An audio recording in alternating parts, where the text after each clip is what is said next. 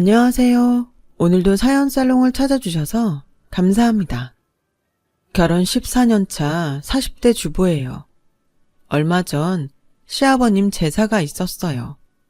돌아가신 지 벌써 10년도 더 지났는데 저는 아직도 아버님만 생각하면 가슴이 먹먹해지곤 하네요. 그건 어쩌면 제가 아버님께 너무나 큰 은혜를 입고도 아무것도 해드린 게 없어서 죄송해 그런지도 모르겠어요. 부모님 살아계실 때 섬기기 다하라던 그 흔한 말이 가슴에 박힐 정도로요. 저와 시아버님 사이에는 남다른 인연이 있어요. 며느리와 시아버지 사이기 이전에 사제지간으로 먼저 만났거든요. 하지만 그다지 좋은 사이는 아니었어요. 아버님은 몰라도 저에겐 그랬어요. 중학교 2학년 때 담임 선생님이기도 했던 아버님은 제가 인생에서 만난 최악의 선생 중 하나였거든요. 요즘은 그런 일이 거의 없어졌지만 제가 학생이던 시절에 촌지를 받는 선생들이 정말 많았어요. 누구네 엄마가 학교에 왔더라 하는 소문이 퍼지고 나면 다음날 당장 그 효과가 나타날 정도로 대놓고 돈을 밝히는 선생들도 참 많았어요. 안타깝게도 제 시아버지 역시 그런 선생 중 하나였답니다. 학부모한테 촌지받는 상황을 제가 직접 목격하기도 했고요. 그뿐인가요? 옷이며 구두까지 선물 받는 것도 여러 번 봤다니까요. 참 대단하다 싶었어요. 아무리 당시엔 그런 선생들이 많았다지만 아버님의 경우는 정도가 지나쳤으니까요. 당시 저는 학업을 그만둬야 할 정도로 가정 형편이 어려웠어요. 태어나서 지금까지 한 번도 제 방을 가져본 적이 없을 정도로 제 친정은 늘 가난했지만 그땐 특히 그랬거든요. 아빠가 사기까지 당해서 하루아침에 살던 집에서까지 쫓겨난 상태라서 당장 잠을 잘 곳도 없는 상황이었죠. 엄마 아빠는 잠시라도 머물 곳을 찾아 백방으로 뛰어다녀 봤지만 돈 없을 땐 가족도 형제도 남이나 다름없더라고요. 친가에서도 외가에서도 모두 외면을 당한 우리 식구는 엄마 친구가 하는 식당에 잠자리를 마련할 수 있었어요. 하지만 점심 장사랑 저녁 장사를 하는 가게라서 자는 것 외에는 아무것도 할 수 없는 곳이었어요. 장사가 끝날 때까지는 가게에 들어갈 수 없어서 근처 도서관에서 매일같이 오빠와 함께 숙제며 예습 복습을 해야만 했어요. 어떻게든 밖에서 시간을 때워야 했으니까요. 그렇다 보니 아이러니하게도 금세 성적이 좋아지더라고요. 그것도 모르고 친구들은 비법이 뭐냐 라고 물었지만 말이에요. 그땐 그렇게라도 잠을 잘 수 있는 공간이 있다는 것에 감사했어요. 하지만 시간이 지나도 우리 집 상황은 나아질 기미가 보이지 않았고 점점 엄마 친구분한테 눈치가 보이기 시작했어요. 잠깐만 지내다 나가겠다고 해놓고선 몇 달을 버티고 있었으니 당연하죠. 결국 상의 끝에 가족들은 뿔뿔이 흩어지기로 했어요. 아빠는 원형어선을 타게 되었고 엄마는 입주 가정부로 들어가게 되었죠. 문제는 오빠와 저였어요. 아직 학생 신분이라 취직을 할 수도 없고 그렇다고 학교를 다닐 형편도 아니었으니까요. 엄마는 친구분께 우리 남매가 지낼 월세방 보증금을 마련할 때까지라도 우리를 가게에서 지낼 수 있게 해달라고 부탁을 하셨고 덕분에 오빠와 저는 가게에서 좀 더 머물 수 있었어요. 하지만 학교에 다니자면 도시락도 싸가야 하고 준비물에 차비까지 돈이 한두 푼이 들어가는 게 아니잖아요. 물론 엄마가 보내주고는 있지만 그 돈으론 턱없이 부족해서 오빠와 저는 학교까지 걸어서 다녀야 했어요. 끝도 보이지 않는 가난에 저는 학교를 그만두고 일을 해야겠다 마음먹었죠. 그래서 당시 담임이던 아버님을 찾아가선 상황 얘기를 하고 자퇴를 하고 싶다고 했더니 글쎄 뭐라는지 아세요? 건방진 소리 그만하고 돌아가. 쥐콩만한 게 돈 버는 게 그렇게 쉬운 일인 줄 알아? 가서 공부나 해. 창피함을 무릅쓰고 저희 집 사정까지 솔직하게 말한 제게 담임은 별것 아니란 투로 호통을 치더라고요. 제 입장이 돼보지도 않았으면서 함부로 판단하고 단정짓는 모습에 너무 화가 나서 저는 하지 말아야 할 말까지 해버리고 말았어요. 선생님은 쉽게 벌잖아요. 저도 다 봤어요. 학부모들한테 돈 봉투에 옷에 신발까지 받는 거 다 봤다고요. 선생님은 그렇게 쉽게 벌면서 왜 저는 못 벌 거라고 단정 지으세요? 전 그렇게 못 믿어오시면 돈 버는 법 선생님이 직접 가르쳐 주시던가요. 그거 선생님 전문이잖아요. 버럭 지르긴 했지만 말이 끝나기도 전에 덜컥 겁이 나더라고요. 당시엔 지금과 달리 체벌도 빈번히 이루어지던 때라 이 정도 상황이면 따귀를 맞아도 이상하지 않았거든요. 그런데 글쎄 제 걱정과 달리 담임이 깔깔대며 배를 잡고 웃지 뭐예요. 그러더니 은행 계좌를 물으시더라고요. 엄마한테 용돈 받는 통장 있을 거 아냐? 네 거든 오빠 거든. 아무거나 불러봐. 얼떨떨한 상황에 저는 담임한테 계좌번호를 적어드렸고 며칠 뒤 그 계좌로 꽤 큰 돈이 입금되었어요. 놀랄 거 없어. 학교마다 가정 형편이 어려운 학생들한테 지원하라고 나오는 지원금이란 게 있거든. 매달 15일에 입금될 거야. 네 가정 정도면 받을 사유가 돼서 지급된 거니까 마음 편히 써. 너 말고 다른 친구들도 받고 있으니까. 그렇게 받기 시작한 지원금은 제가 고등학교를 졸업할 때까지 나왔어요. 물론 그 사이에 아빠가 보내준 돈으로 엄마와 우리 남매는 작은 월세방을 얻을 수 있었고 고등학교를 졸업한 오빠가 취업을 하면서부터는 생활이 더 안정되어 갔어요. 제가 고등학교를 졸업할 무렵 우리는 온 가족이 한데 모여 살게 되었죠. 그리고 저 역시 실업계 고등학교를 졸업한 뒤 직장에 취직을 했어요. 랩을 만드는 회사인데 저는 경리과 막내로 들어가 일을 배울 수 있었죠. 그렇게 2년쯤 다니다 보니 돈도 꽤 모을 수 있었고 그러고 나니 나도 대졸 사원들만큼 월급을 받고 싶다는 욕심이 나더라고요. 하지만 선뜻 대학 입시 준비를 시작하지는 못했어요. 떨어지면 어쩌나 걱정이 됐거든요. 그래서 마음만 갖고 있었는데 평소 안면이 있던 마케팅팀 김대리님이 제 마음을 알아챘는지 그러더라고요. 혜빈씨, 요즘 대학 입시는 다양한 전형이 있는 거 알아요? 산업체 특별 전형이란 게 있는데 그거면 혜빈씨도 한번 해볼만 할 거예요. 고등학교 때 성적 좋았다면서요. 자격증도 꽤 많고 1년 이상 회사 근무 조건도 충족되는데 뭘 망설여요. 그 말에 가슴속에서 뜨거운 무언가가 끓어오르는 것 같았어요. 김대리님 말대로 왠지 그 전형으로 응시하면 합격할 것 같았거든요. 그래서 부모님께 말씀드렸어요. 그동안 직장 생활하면 모아둔 돈도 있고 장학금 딸 자신도 있어요. 그러니까 허락해 주세요. 내 힘으로 대학 졸업할게요. 엄마는 내심 걱정이 되는 듯 했어요. 요즘처럼 취업이 어려운 시기에 대학 졸업해서 취업에 성공한다는 보장이 없었으니까요. 게다가 제가 비록 경리과 직원이긴 해도 회사가 규모도 있고 업계 상위 기업이라 안전하기도 했거든요. 그런 안정된 직장을 버리고 기껏 모은 돈까지 쓰며 모험을 한다는 게 엄마는 마음에 들지 않는 모양이었어요.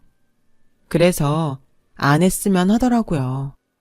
엄마, 한 번뿐인 인생인데 내가 선택한 인생 살아보면 안 돼? 난 실패하는 것보다 나중에 후회할 게 더 겁이 나. 그러니까 허락해줘. 나 정말 자신 있어. 엄마는 끝까지 불안한 눈치였지만 오빠가 힘을 실어준 덕에 저는 이듬해 대입시험에 응시할 수 있었어요. 그리고 제가 원했던 대학에 당당히 입학할 수 있었죠. 남들보다 많은 나이에 대학생이 되고 보니 어린 친구들처럼 마냥 캠퍼스 낭만을 즐길 수는 없겠더라고요. 그래서 학교를 다니는 내내 알바를 하며 용돈과 책값을 벌었어요. 학비는 장학금과 그간 모아두었던 돈을 헐어서 충당했고요. 등 떠밀려 하는 공부가 아니라 내가 원해서 하는 공부다 보니 나를 세고 해도 그렇게 좋을 수가 없었어요.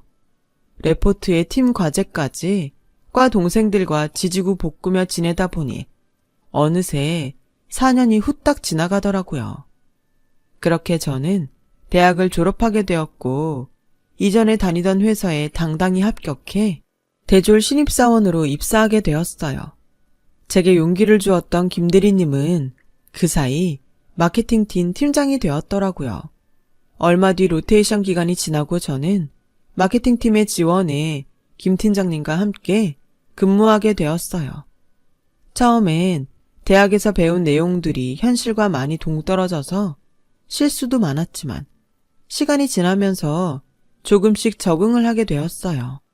그러는 사이 김 팀장님과도 많이 가까워지게 되었고 얼마 뒤부터는 비밀 사내 연애를 시작하게 되었어요. 결혼 정년기에 들어선 저와 이미 그 시기를 넘긴 김 팀장님은 2년간 비밀 연애를 한 뒤 제가 대리를 달고 얼마 뒤 결혼을 하기로 결정했어요. 당시 예비 시아버지께서는 학원을 운영하고 계셨는데 버는 돈보다는 쓰는 돈이 더 많은 분이라고 했어요. 우리 아버진 예전부터 버는 것보다 남 퍼주는 게 더 많은 분이셨어. 돈 욕심이 없는 분이시거든. 우리 어머니도 참 대단한 분이신 게 그런데도 한 번도 아버지한테 돈 벌어오라고 타박하신 적이 없다는 거지. 그런 의미에서 환상의 짝꿍이랄까? 앞에서는 웃어 보였지만 솔직히 속으론 설마 팀장님도 아버님 닮아서 경제력이 떨어지면 어쩌지? 이런 걱정을 했어요. 제가 어려서부터 너무 어렵게 살았던 터라 돈 문제에 좀 민감한 편이거든요. 어린 시절 겪었던 가난을 다시는 겪고 싶지는 않았으니까요. 젊어서 고생은 사서도 한다지만 고생도 고생 나름 아니겠어요? 그래서 도대체 시아버지는 어떤 분이실까 궁금했었는데 글쎄, 선생님? 바로 중2 때 담임선생님이더라고요. 학부형한테 촌지도 받고 그 밖에 금품도 심심찮게 받던 그 담임이요. 남편이 말했던 것과는 완전 다른 유형의 사람이었죠. 아무리 부모 자식 간에 서로 잘 몰라도 그렇지 어쩜 자기 아빠에 대해 그렇게 모를까 싶더라고요. 아버님은 저를 뚫어지게 보시더니 껄껄껄 웃으시며 그러시더라고요. 네가 당돌한 녀석인 건 알았다만 말단 직원이 팀장이랑 사귈 정도로 맹랑한 녀석인 줄은 몰랐는걸. 저도 선생님이 그렇게 돈 욕심 없는 분인 줄은 몰랐네요. 집에서는 선생님이 어떤 사람인지 잘 모르나 봐요. 그러게나 말이다. 그래서 말인데 이제 너도 우리 집 사람이 된다고 하니 내가 부탁 하나만 하자. 가족들한테는 나에 대한 얘기는 비밀로 해줬으면 한다. 그럴 수 있지? 솔직히 그러기 싫다고 말하고 싶지만 엄연히 시아버지인데 그럴 수 있나요? 그래서 그러겠다고 했죠. 그러게 교사로서 양심도 버리고 그런 짓을 할 땐 언제고 이제와 가족들한테 들킬까봐 걱정인 건지 한심하기도 하고 엄청 실망스러웠어요. 그래서 혹시라도 아버님이 남편을 닮았으면 어떡하나 걱정이 됐어요. 부전자전이라고 혹시 아나요? 아버님을 보고 온 그날 솔직히 이 결혼을 해야 되나 걱정이 되더라고요. 하지만 이런 저와는 달리 아버님은 제자인 제가 당신 며느리감으로 온 게 그렇게 신나고 좋으셨나 봐요. 툭하면 당신 학원으로 불러 청소도 시키시고 짜장면 내기 오목도 두자고 하시며 귀찮게 하시더라고요. 자신의 치부를 아는 제자가 불편할 법도 한데 희한하게도 아버님은 전혀 개의치 않으셨어요. 드디어 우리는 결혼식을 올리게 됐고 얼마 뒤 저는 임신을 했어요. 부부가 한 회사에 다니는 것도 눈치 보이는 판에 같은 팀에서 일을 하다 보니 여간 신경 쓰이는 게 아니었죠. 특히 임신한 후로는 더더욱 그랬어요. 혹여 상사인 남편 덕에 좀 더 편의를 받는 것처럼 보일까 봐서요. 그래서 다른 직원들보다 오히려 더 업무량도 많이 배정받아 했고 야근과 외근도 빠지지 않고 했어요. 안 그래도 임신 후 호르몬 이상으로 몸 상태가 예전 같지 않은데 과중한 업무량에 스트레스까지 겹치니 정말 죽을 것 같더라고요. 그런데 하필 모처럼 칼퇴를 하게 된 그날 아버님 호출이 있었지 뭐예요. 남편은 야근을 해야 해서 저만 혼자 아버님 학원으로 갔는데 원장실 문을 열자마자 핑그르 하더니 그대로 정신을 잃고 말았지 뭐예요. 눈을 떠보니 병원이었어요. 아버님이 제 침상을 지키고 계셨어요. 저와 눈이 마주치시자 눈물이 고인 채 말없이 제 손을 잡아주시더군요. 임신 초기라 착상이 잘 되도록 무리를 하지 말았어야 했는데 회사 일로 몸을 너무 혹사시켰던 탓에 유산이 되고 말았다더군요. 아버님께 그 말을 전해 듣는데 눈물이 하염없이 흘렀어요. 일욕심에 내 아이를 하늘나라로 보냈다고 생각하니 제가 너무 밉고 한심해서 참을 수가 없었어요. 그래서 넋을 놓고 울고 있는데 아버님이 그러시더군요. 그래도 난 혜빈이 네가 무사해서 천만 다행이라고 생각한다. 손주도 중요하지만 나한테 너는 세상에 하나뿐인 내 며느리거든. 명심해라. 네 남편도 자식도 시부모도 절대 너보다 우선이 돼서는 안 돼. 네 몸부터 챙기는 거야. 알았지? 지금껏 한 번도 제게 따뜻한 말씀을 해주신 적 없던 아버님은 그날은 세상 누구보다 따뜻하게 저를 위로해 주셨어요. 얼마 뒤 병원에서 퇴원한 저는 회사에 사직서를 냈어요. 진작 그랬어야 하는 건데 제 욕심이 너무 과했던 거죠. 아버님은 회사를 그만뒀다는 소식을 듣자 바로 전화를 하셨더라고요. 안 그래도 학원을 운영해줄 부원장을 찾고 있었다면서 저보고 그 자리를 맡아달라고 하셨어요. 학원 일은 한 번도 해본 적이 없는 터라 겁이 났지만 아직 젊은데 뭔들 못하겠냐 싶어 그러기로 했어요. 그런데 그 일로 아버님과 사사건건 맞서게 될 줄 누가 알았겠어요. 학원에서 일하시는 강사분들 모두 교사 출신이라 교수법이나 아이들을 다루는 솜씨는 나무랄 게 없었어요. 게다가 학부모들도 교사 출신 강사를 선호하고 있어서 학원은 수강생들도 꽤 되고 운영이 잘 되는 편이었죠. 그런데 원비 장부와 달리 따로 관리되는 몇몇 아이들 명단이 있더라고요.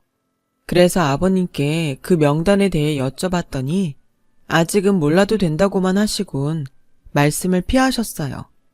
순간 아버님의 전적이 파바박 뇌리를 스치고 지나가더라고요. 그래, 똥개가 똥을 끊지 아버님이 촌지를 끊으실까. 딱 봐도 학생 인원을 속여서 뒷주머니를 차는 것 같았어요. 그래서 이번 일만큼은 제대로 결판을 내야겠다 싶어 원장실로 들어갔어요. 마침 짜장면이 도착해 있더라고요. 이제 와, 다 식겠다. 어서 먹자.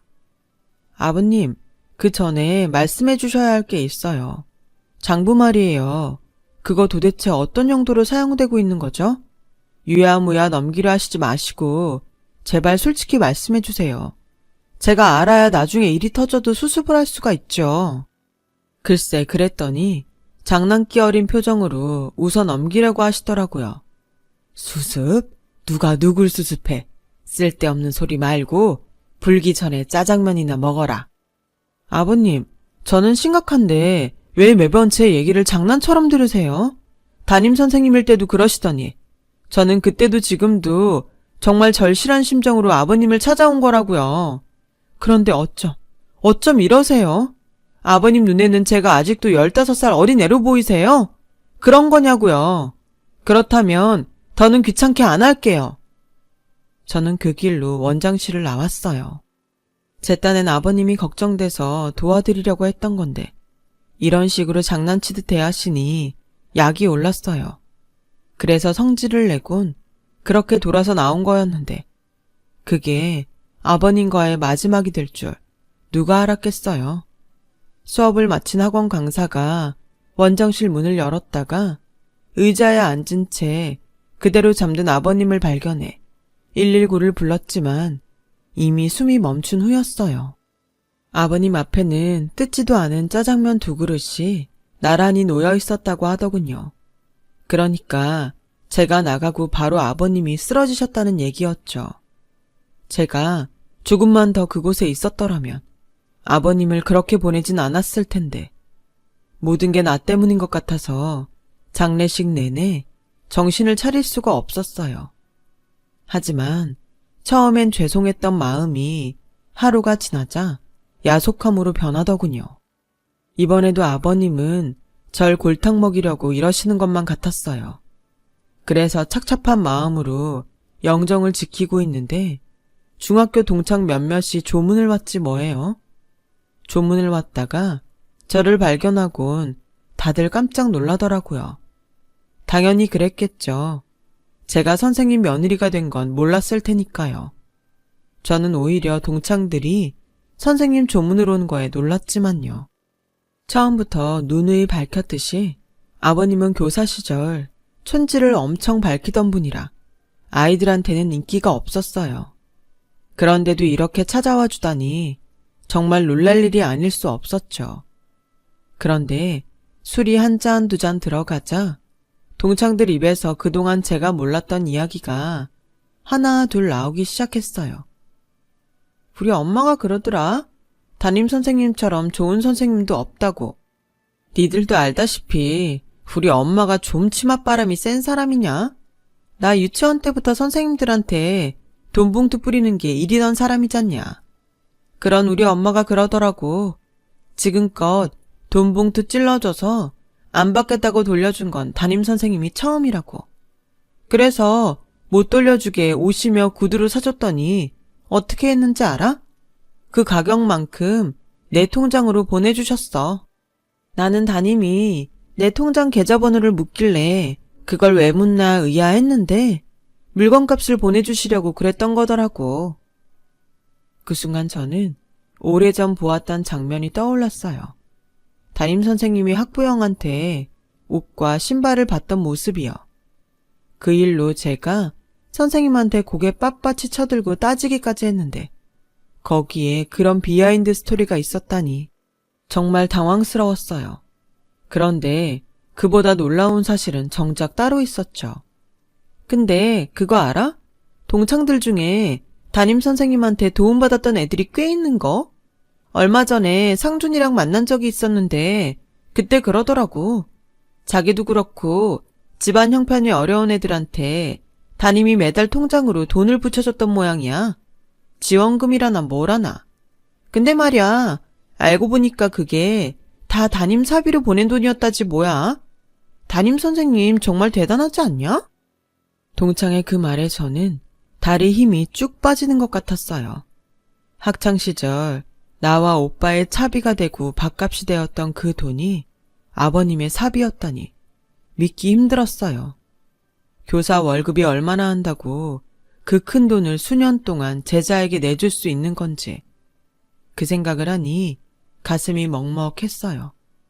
너무 절실했던 시절이라 오빠랑 저는 그 돈을 정말 값지게 사용했었거든요. 아마 그 돈이 없었더라면 저도 오빠도 영양실조로 쓰러지거나 한여름에 탈진 상태로 길바닥에 쓰러졌을지 몰라요.